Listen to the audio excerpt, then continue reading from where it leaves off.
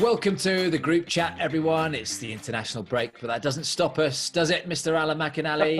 We're with you here on the group chat, talking all things football this week. And I want to start, Al, by talking about Steven Gerrard, okay? I mean, he's had an amazing season, Steven Gerrard. I don't think anyone thought that he would have the dominance that Rangers have produced. But apparently he's on Tottenham's radar now with Daniel Levy as a potential to replace Jose Mourinho. Who knows what's going to happen with Jose? Who knows even if he's going to be there for the League Cup final in April against Manchester City. 78 goals they've scored, Rangers, in their 28 matches this season. They've also been really solid at the back, 10 conceded, which is the best defensive record in the country. If you were Tottenham, could you see that? Can you see that making sense for Daniel Levy to build a project with someone like Steven Gerrard? It's a toughie to open it up, isn't it, for the football chat today, Will? Because in my head, I immediately thought, I think that Spurs fans would like that. I think they would like, but we have to remember that Steven's rather fledgling managerial career has still only been one good, extraordinarily good season at Rangers, by the way, and has literally turned the club upside down. So whatever he's doing in terms of his recruitment and obviously his playing style in terms of getting goals, because obviously wins your games, my goodness. And Steven knows that better than anybody, because that's the way that he used to play in a Liverpool team. But right away when you said it, out with the fact that I think that Jose obviously had a huge result at the weekend against my old team, Aston Villa. I think the fans at Spurs would go, yeah, we'll take Steven Gerrard right now. And at the same time, do I not think he'll stay another year at Rangers if he got the opportunity? It's a really genuinely difficult one to answer. Everyone will have their own views on who they want as the next manager of Spurs if Jose leaves. And I think you and I have said a couple of times, it's almost getting to the stage now when that bad result happens, certainly the one in Europe, you know, it's kind of us against them, you know, Jose against the world again and against his players. And, you know, he has a go and he made a few changes. But then again, they got the result against Villa. So everything's kind of rosier in the garden again. I don't know. I genuinely, I can't answer it. Well, not like me. I would normally give you an opinion on something. My main opinion is I think the fans would go, yeah, we'll take Gerrard right now. Yeah. And look, you say, yeah, fledgling career. He certainly is as a manager. He's only 40 years old, so he's got it all ahead of him. And I wonder what his route will be, because definitely he will want to manage Liverpool at some stage. That could come sooner rather than later. I mean, look what's happened to Liverpool. You wouldn't have said that last year, but he could manage Liverpool in the next 3 or 4 years. And he could manage England as well, depending what happens with England at the Euros. If that all goes wrong for Gareth Southgate, every England fan would love to see him managing that young crop of talent. If I was to say to you then, I'm Daniel Levy, and I'm going to say, okay, who have I got? I've got Julian Nagelsmann on the radar, doing a great job at RB Leipzig. Everyone wants a slice of Nagelsmann, don't they? Again, young manager. Brendan Rodgers. He might well want to stay at Leicester. They're building, you know, the fantastic new training ground that they've got. You know, potential of finishing second in the league. They've won the league. Tottenham haven't won the Premier League. Now they've won trophies. They're in the FA Cup semi-final. So would you go for Rodgers? Would you go for Nagelsmann? Or would you go for Steven Gerrard if you had to make that decision this summer to get one of them? Steven Gerrard. All right. Everybody knows I think a lot of Steven anyway. You know, I've met him loads of times. The fact that he's done the job at Rangers against my old team Celtic has got absolutely nothing to do with it, because it's a job that I think when he took it up, I was thinking, oh, gee, well, Celtic are flying up there, and, you know, the dominance has been so heavy. And he has absolutely faced that front and forward and basically, you know, as I said, turned it on its head. So listen, he's not scared of a challenge. He never was as a player. And it looks as though he won't be as a manager. And he's obviously had to make some big decisions in terms of, you know, players being stupid or players being out of line and players not doing what he wants them to do. And he's had to pull them and say, here, sit in the stand. You're not playing. He will bring someone else in that will do the job I want them to do. So to answer your question pretty bluntly, of those 3 players, and incidentally, I don't think Rodgers is leaving Leicester. I think he's staying there, Will, to be fair. So I would then rule it down between Nagelsmann and Gerrard. I take Gerrard in a heartbeat. Right, I want to talk to you about the England goalkeeper situation, okay? As a Scotsman, because this makes sense, doesn't it? Yeah, but look, exactly, yeah. Jordan Play Pickford, them all at the same time. yeah, don't play anyone in goal, especially against Scotland at Wembley.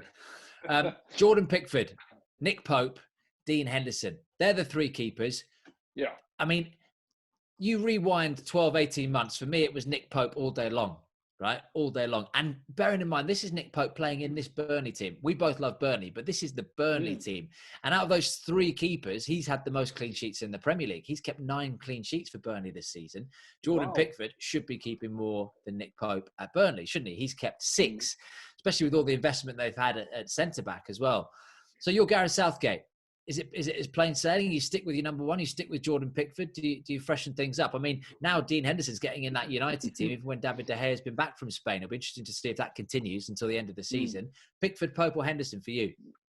Well, Pope, because I've never been a big fan of Jordan Henderson. Genuinely, I mean, he's a good goalkeeper. He's obviously a very good goalkeeper. And I think what's helped him at Everton actually is Ancelotti. I think Ancelotti has shown huge faith in Pickford. I really do, because he did go through a real weird time, and he was making mistakes. But I don't know what it is about him, and it's either the way he is a goalkeeper or what I watch. And he has made some wonderful saves, and you expect that of a goalkeeper. He's just not my pick. I don't know what it is. It's like I don't like someone player for no reason other than I'm like, I don't know. I just can't take to him. I don't know if he does the right things that I expect him to do at that particular time. So I ain't being a Jordan Pickford fan. I'm really not. Do you think how that he creates a bit of anxiety for those defenders, and perhaps Pope is just a bit more of a stable option for the back 4? Yeah, but I think, well, you talk stable, stability within the back 5, back 6, back 3, back 2, back whatever it is such a great thing to have. Nick Pope's a better goalkeeper than Jordan Pickford, in my mind. In my opinion, that's why I think he should be being a goalkeeper.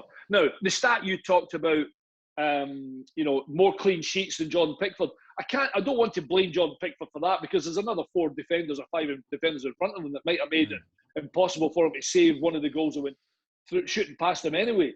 But in terms of what they can do easily and make it look easy and make it look pretty fundamental to a goalkeeper, I think Pope just looks so much more secure, so much more confident, and he's a better goalkeeper in my opinion. Dean Henderson, I think eventually, genuinely, will become the Manchester United goalkeeper, because I think there's something in the I don't know whether you can see it sometimes, the things that happen in football and football teams, that I'm already thinking now De Gea's on his way out of Man United. Genuinely, I really do. I can see that happening even in the summer, because they've got Dean Henderson back at the football club now. And I know there's a lot of people at Man United really think a lot of Dean Henderson. So I would expect him next year to be really pushed for number 1. And I genuinely don't know whether De Gea will be there next year. But for me, of the 3 goalkeepers, I don't see a real brain freeze for Gareth Southgate. I really don't. I think Pickford's the number 1 I think Pope's the number 1 goalkeeper. And incidentally, I think Henderson's number 2. But listen, he hasn't let England down, Pope. Get it right, Al. Jordan Pickford. And I suppose if you've got the badge already and you're wearing the hat, then you stay with what you've got. But I don't think Gareth's been shy in not making changes. And he's got a big decision to make on who he thinks is number 1. I think he'll probably play Jordan Pickford, but if I was the manager, Nick Pope would be my number 1. Absolutely 100% he would be. Look, another big decision that Gareth Southgate seems to have made, right, ahead of the Euros, and certainly ahead of these 3 World Cup qualifiers coming up, is to drop Trent Alexander-Arnold. That, to me, says that Trent is not going to the Euros. He would be in that squad for the World Cup qualifiers. So he's picked Reece James. He's picked Kieran Trippier, who he loves and has actually been playing really well for Atletico Madrid. And he's picked Kyle Walker as the 3 right-backs. We know Walker can play as a back 3, as a centre-back as well. So no Trent. And look, Trent has not had a great season. Liverpool have not had a great season. So he can't be to blame for that. And I know it's not about scoring goals and assists, but that is where he's been so brilliant going forward. This season, Trent Alexander-Arnold, right, he scored 1 goal. 1 goal. We know how deadly he's been from free kicks, from set pieces, from, just those little half volleys that he used to turn up with on the back post. They've all gone. 5 assists this season for Liverpool. And Liverpool as a team, and look, you can't blame him, but collectively, Liverpool have conceded 36 goals in the Premier League, which is more than anyone in the top 7. And it's the same number as Brighton, right? Brighton. I mean, this is Liverpool we're talking about. So you can kind of see, and it's a brave decision by Gareth Southgate. Again, you rewind 12 months, not even 12 months. He was your number one right back, Trent Alexander-Arnold. Now it looks like he's going to play probably Reece James in some games, depending on the opposition. But for Trent to not go to the Euros, that is a fall from grace, Al. Yeah, it is. And incidentally, out with playing in a team that's nowhere near what they used to be, I don't know about you, and a lot of England fans, I was not surprised. I mean, Trent, surely by his own admission, would say, I don't know what's happened. It's just not been my year. I haven't done anything. The goals is a byproduct of playing in a fabulous football club, going forward, getting opportunities. So by one goal or 50 goals, I don't care. He's a defender, first and foremost. He's got to come forward on the right-hand side and link play up. Doesn't do it well enough. Makes too many mistakes and gets caught in wrong positions too much this year. That's brought part of the Liverpool problem. And he's not alone in that. You can't just blame Trent Alexander.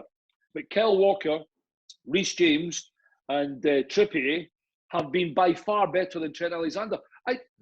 Honestly, I know we're talking about this, and we should, obviously, because you're talking about a fall from grace and will he go to the Euros? He still could go to the Euros, by the way.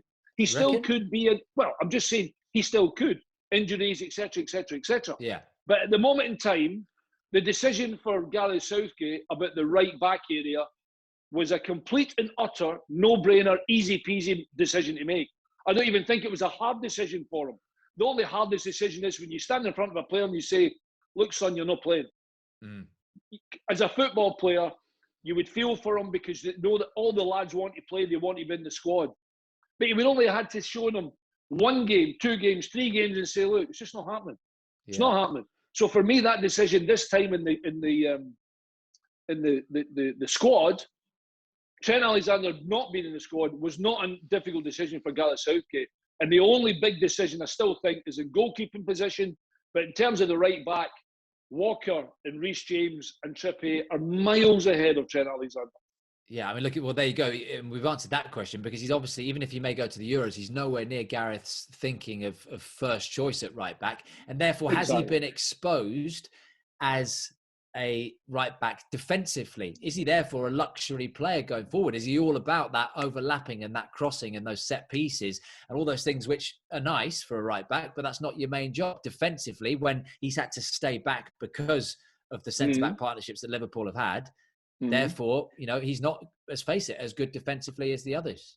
Well, he's been caught out a few times, hasn't he, defensively? And I go back to, listen, it's loved to... You can play whatever system you want to play.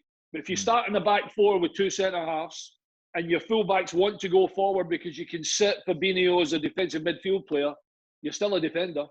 Yeah. We're delighted with the bonus, what you're giving is up top. And if you can get balls into the box, etc., even better. If you can get to the halfway line and take someone on and keep it there and throw it in or play a little one into the box to Mo Salah, great. Your job's back here, by the way. That's when we've got the ball, you can play in the left-hand wing if you want. But when we don't have the ball, you're a defender. And so far, Trent's season this season hasn't been good enough defensively, and that's where it comes. And I suppose, I don't want to be battering Trent here because he's a good football player, and he's done fantastically well at Liverpool for the last couple of seasons. But right now, he set his own standards. We didn't do anything. Trent did it. He took every step. He sprinted every yard. He's the one that showed everybody, look what he can do. And he just simply hasn't done it this season. And that's why he's not in the England team. And it's only him that can get it back again. And it's not been easy for him because he's played in a team that has been nowhere near as confident. And certainly the shuffle of the pack has affected more than just Trent Alexander, to be honest. But there's no way, for me, it was a difficult decision by Gareth Southgate. What an intriguing story. Danny Ings to Manchester City. Now, look, I mean, he's good enough to play for Manchester City. Coming from a City fan, he's good enough to play for that football club. He's good enough to play under Pep Guardiola. Whether it's a case of whether the City fans would warm to the idea of, okay, we're not going to go down the Erling Haaland route and Danny Ings is the long-term replacement to Sergio Aguero, that might be tougher to take. I'd definitely have him at the football club. I'd have him there instead of Gabriel Jesus. He scored 30 Premier League goals, Danny Ings, in 60 appearances for Southampton in his last 60 appearances. So that is a good return. Very good. 1 and 2. He's 29. That's the problem for me. 29 this summer. I know that's not old, but you're looking at a long-term replacement for Sergio Aguero. Of course, you could still get 3-4 years, really good years out of Danny Ings at that level. We know he's had his injuries. Again, do they go down the route of going for a number 9, a starting number 9 that we know will miss 2, 3, 4 months of the season? He's had his injury problems. He had them at Liverpool. He had them at Burnley. He had them at Bournemouth. He's had them at Southampton. Sergio Aguero went 13 months without scoring in the Premier League this season. That is, and last season. Wow. That is astonishing. 13 months until he scored a penalty at Fulham. That was his first goal back from not scoring in 13 months. But City apparently, Al, are reluctant to go down the route of negotiating for Erling Haaland and getting into a bidding war of £100 million plus with the likes of Manchester United and Chelsea. Danny Ings is apparently stalling on a contract because his deal runs out at St Mary's in 2022. So therefore, you're probably looking at getting Danny Ings for sort of 40, 50 million quid, which is a good price for him in the form that he's in, maybe even less than that. So my question to you, can you see him playing for Pep?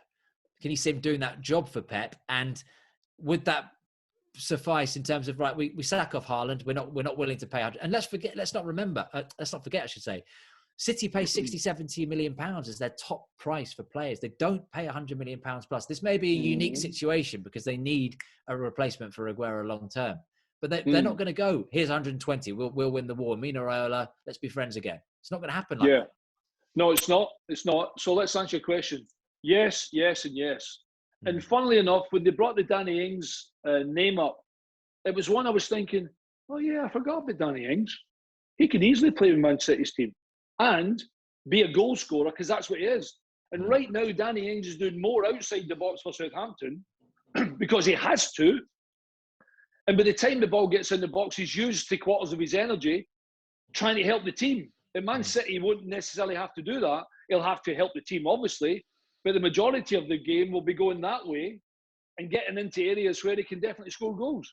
I honestly think of all the transfers that happened and the likelihood of something happening and a name being mentioned, the first time the other day when I thought, yeah, Danny Ings to Man City, 35 million, 40 million. Yeah, I can see that happening, Will. Now, you as a fan of Man City, and I think you've already answered it with the questions you kind of posed to me, is that you would have it all day long. And I think that if you have to also think in terms of Pep's just not going to bring someone in that the fans are going to go, what? That can't be right. I think a lot of fans will also be like, yeah, we like Danny Ings. He's good. And not only that, he works his tail off for the team as well. He doesn't seem to be like a passenger in terms of, he needs an arm round him all the time. Oh, come on, you're great, etc. He looks as though he's a bit of a street fighter. I think he's got that in him. I think it'd be a fantastic signing for Man City if they go down that route, and then we're going to blow Erling Haaland. That's simply not going to happen. I mean, that might still happen as well. But in terms of getting a replacement for Aguero and Jesus, if they're not going to be the answer, in terms of Aguero is getting towards the end of his career, 29 years old for me for Danny Ings is absolutely fine. As long as he stays fit, you'll get 3 brilliant years out of Danny Ings, and he'll probably get 3 championship winning medals. And it makes a lot of sense. Look, Southampton, we know, are a selling club as well. They've done it all over the years, and quite cutely, they've brought players in, and then they've sold them on for a profit down the line. Going back to even Ricky Lambert and Adam Lallana and people who've been homegrown there as well. It makes a lot of sense. He doesn't have to start every game as well, like you say. He's not going to have to. He's still going to have to press, but he's not going to have to run as much as he does at Southampton. And there'll be goals on a plate for him, 7 yards out. I'm also thinking of even watching a lot of the German football that I watch. What young players, could Man City be looking at right now? Because Man City, let's be brutal about this. Man City right now are looking at replacing Aguero. They are. Even if he stays, he still will have to be replaced. It's apparent that Jesus, who does really well for them, is not maybe the top answer. Like as in the top bracket. He's in this bracket, but he's maybe not just in the top bracket. And I don't think a lot of Man City fans have him as good as Aguero, and that's what they want. So Danny Ings is one, and I'm trying to think of some of the other players that maybe would available, because I don't think you're dipping into the Championship to come and play for Man City, because there's nobody really in the Championship unbelievably outstanding, although Ivan Toney, I suppose, has come in and done fantastically well, but I don't think he's the answer for Man City in terms of how they play and what they want. And Danny Ings just fits the bill, buddy. For me, he genuinely fits the bill of players that I think is an absolute goer that Man City would go, yeah, he's definitely one that could fit in the way we want to play. And I haven't really seen someone else like Danny in terms of, oh yeah, he could go to City instead of Danny Ings. And right now, in my opinion, I think it's a fit. I think it'll happen, Will. I really think it'll happen. Yeah. I really do. Because you also, out with you being right about Southampton being a selling club, I think Danny Ings would want the opportunity to go and play at Manchester City. Right. Slight change of gear. I want to talk to you about Salford. Salford City, right? What's happened there, by the way? Well, I mean, Richie Wellens has been there 2 minutes, okay? And, you know, they're looking now for their third manager of the season. Third manager of the season. What has happened at Salford? Well, bearing in mind, we know the pressure that those guys are on to take them right up the leagues. And, you know, Gary Neville and co think that they are a championship club in 5 or 6 years' time, maybe even less than that. But Gary Neville also tweeted in 2018 that managers need at least 2 or 3 years. Well, Richie Wellens has had 2 minutes. You know, Gary Bowyer is now apparently going to get the job at Salford. Most recently, he was at Bradford. We all remember him from Blackburn as well. I mean, we'd all love to see Roy Keane, just saying, as a neutral. That would be brilliant. His odds are shortening, but I don't think that's going to happen. 1 win in their last 9, Salford City. They're 6 points outside the playoffs in League Two. So you can see the form has dipped and they're slipping away from those playoff places, which is why they thought, you know, we want that promotion. We want it yesterday. We're not willing to wait 2 or 3 years now. No. So look, with the approach that they're taking, it is that sort of slightly going back on what Gary Neville has said, and is that the right way to go for Salford? Well, it's a complete U-turn by Gary. You know, if he sits on a Monday night and a Sunday afternoon and does cold comms and realises every time he talks about a manager that they need time, and he hasn't given. Now, I don't know the ins and outs of it. I only heard the decision that Richie was coming in. You know, he's got a place up here, I think, Will. You know, he's not a Northwest guy. He's from Oldham. He's Oldham, isn't he? Oldham, yeah. So that kind of made sense. And, you know, he's kind of coming back and you're thinking that's a good fit, albeit that form hasn't been particularly well. But if you're sacking him because he did 1 win in 9 after, well, obviously just the 9 games or whatever many games, a dozen games he's had, I don't get it. I genuinely don't get it. And Gary's obviously had a bit of a turnaround there and thinking. So I've got to think it's something that Richie's gone to the lads to say, it's not working here or something. Because I don't understand why Gary would just get rid of him if they've had the decision to bring him in the first place, during the season, incidentally, as another change of manager. So there must be something more to it. Otherwise, everything Gary says we can take with a pinch of salt then, because he's kidding us on, because he doesn't think that managers should be given at least 2 or 3 years. And they should be. And Gary Bowyer came in, it's a wonderful opportunity. I remember for Sky, I did 1 game at Salford. It's a great setup. The whole thing's fantastic. It really is. And the lads have done, you know, like Gary and his brother and Scholesy and Giggs and all the lads and et cetera, and Nicky Butt and all the ones that's connected with them, obviously. I've done a fantastic job, a genuinely fantastic job. And obviously they won their first piece of silverware down at Wembley a couple of weeks ago. So everything was on a high there. And then all of a sudden it's turned a little bit sour. So there must be something more in it, for sure. And I'm not going to even go at Gary because, you know, a couple of years, 18 months ago, he said every manager needs 2 or 3 years. There's always something in terms of what you say now and again, you get it wrong. But I think that particular comment by him, I think we would all agree, you need at least a couple of windows to try and make a change. But it just shows you, Will, even they want that immediate success. Well, what does that come down to? I'm thinking as well, because Peter Lim is obviously a majority shareholder there and he's put a lot of money in. Is it based on the fact that you say it's a business structure and you guarantee that you're going to get a certain amount of promotions, you're going to be somewhere within the next 5 years, and if it doesn't look like it's going to happen, you've got to make a ruthless change? Basically. I mean, that is as brutal, Will, and as succinctly perfect as you've ever said anything on this football chat, buddy. And you're spot on, because we have a structure within the club, an investment within the club, and we expect to be there after these amount of years. And they seem to have just stalled a little bit. And they obviously this year, they think we have an opportunity to get out of this division immediately. And right now with Richie at the helm, that's not going to work. They're going to make another change and they're going to see if they get a reaction from the players. But then again, it might be the players are simply not in that bracket yet, and they might need to still invest more in to get players that will take them to that position where they expect to be, that they're not there at the moment. Right, let's do an international ACCA, okay? And do you know what? No, I'm looking forward to this one. The pressure's off. It's International Week. We can have a bit of fun. So do you know what? Let's go for 7. How many? Let's go for 7. Well, hang on a minute. Right? I need to get my thing right here. These are all coming off. These are all coming off. Okay, listen to me. I'll give you a few, and then you can give me some, right? Okay, all right. France are going to beat Ukraine. France are going to beat Ukraine in Paris. Yes, they are. France and Ukraine, they met the last time, right? I was looking. They met in October 2020. Have a guess what the score was. Have a guess. France beat them 5-0. 7-1. Yeah, it's a big number. 7-1. Yeah. And the Ukrainians have won just 1 match in 10 against the world champions. So that one's in the bag, right? Yep. Serbia are going to beat the Republic of Ireland. It's done. Stephen Kenny's reign as Republic of Ireland boss hasn't gone to plan so far. It's not been great. Ireland have scored just 1 goal in his 8 games in charge. Luka Jovic is going to torment them. So that's 2 in the bag, right? Serbia and France. Third up, I'm going to go, and then you can have 3 or 4. I'm going to go for Belgium to beat Wales. Yeah, Belgium, astonishing team. They're on home soil. So look, Belgium, Serbia, and France are 3. What have you got for me? Okay, I like that. Right. Well, I know there's a lot of shorties. You know, there's a lot. I mean, that's probably about even so far, isn't it? Yeah. What I was going to say, there's a lot of shorts and stuff in there. So obviously with the the expectancy of the weight of an international football team, I'm going to go Holland in Turkey, by the way. But I think Holland will blow too much. I wrote down Norway in Gibraltar, where Haaland will probably score 4 goals on his own. So there's another 2. Yeah, so that's 5.